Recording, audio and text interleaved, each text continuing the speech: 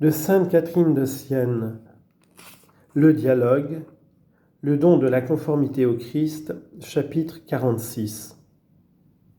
Comment l'âme, arrivée au 3e degré, parvient à la bouche. Tout ce que je viens de te dire, c'est ma vérité qui te l'a exposé. C'est en son nom que je te l'ai répété, parlant en sa personne, pour te faire comprendre l'excellence de l'âme qui a franchi ce 2e degré.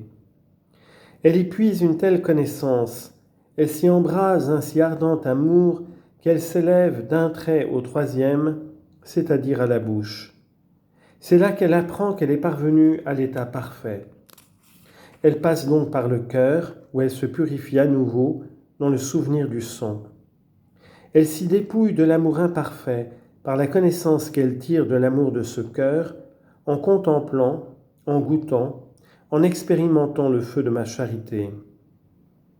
Dès lors, elle est unie à la bouche et elle le démontre en faisant office de la bouche. La bouche parle avec la langue qui est dans la bouche.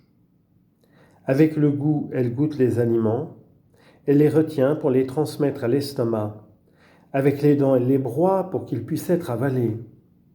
L'âme fait de même. Elle me parle avec la langue qui est dans la bouche du saint désir, avec cette langue de la sainte et continuelle prière. Cette langue parle extérieurement et mentalement. Elle me parle mentalement lorsqu'elle m'offre ses doux et amoureux désirs pour le salut des âmes. Elle parle extérieurement lorsqu'elle annonce la doctrine de ma vérité, lorsqu'elle avertit, lorsqu'elle conseille, lorsqu'elle confesse la foi, sans peur des contrariétés que le monde lui peut faire souffrir. Hardiment, elle porte mon nom devant toute créature et de diverses manières, selon que son état le lui permet. Je dis qu'elle mange, elle a faim des âmes, et elle prend sa nourriture pour l'honneur de moi sur la table de la très sainte croix. Nul autre aliment, nulle autre table ne pourrait en vérité la rassasier parfaitement. Je dis qu'elle broie sa nourriture avec les dents, sans cela elle ne la pourrait avaler. La haine et l'amour sont comme 2 mâchoires dans la bouche du saint désir. La nourriture qu'elle y reçoit, elle la broie avec la haine d'elle-même, et l'amour de la vertu en elle et dans le prochain. Elle broie, dis-je, toutes les injures. Elle broie mépris, affront, moquerie, réprimande, persécution, faim, soif, froid, chaud, désir douloureux, larmes, sueur pour le salut des âmes. Rien ne l'arrête dès qu'il s'agit de mon honneur. Elle porte et supporte son prochain.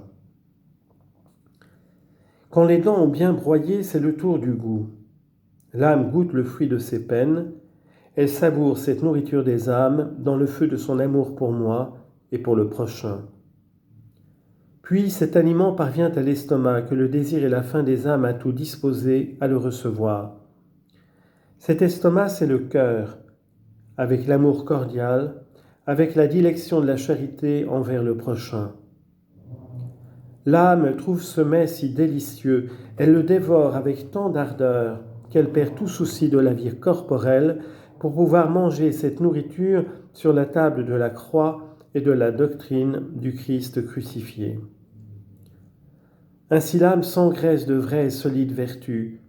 Elle se développe tellement par l'abondance de cette nourriture qu'elle fait éclater le vêtement de la sensualité propre qui la recouvre.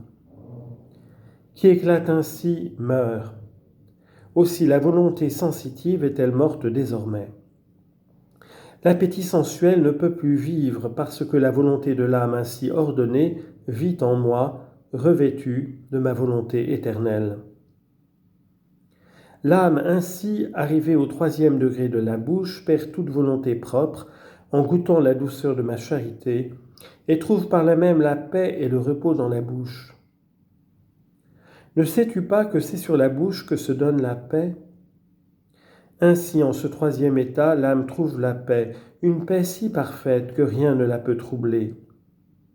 Elle a perdu et renié la volonté propre et elle est en repos. Cette volonté lui laisse la paix parce qu'elle est morte. Ceux qui sont en cet état enfantent sans douleur des vertus à l'égard du prochain. Non que les souffrances en eux cessent d'être des souffrances, mais la volonté sensitive qui est morte ne les ressent plus, et c'est de bon gré qu'ils les supportent pour l'honneur de mon nom. Ceux-là courent avec ardeur dans la voie du Christ crucifié. Ils suivent sa doctrine et rien ne peut ralentir leur course, ni les injures, ni les persécutions, ni les plaisirs que le monde leur offre et qu'il voudrait leur donner. Ils passent par-dessus tout cela avec une force inébranlable, une persévérance que rien ne trouble. Le cœur tout transformé par la charité, goûtant et savourant cette nourriture du salut des âmes, prêt à tout supporter pour elle. Voilà qui prouve, à n'en pouvoir douter, que l'âme aime son Dieu à la perfection et sans aucun intérêt.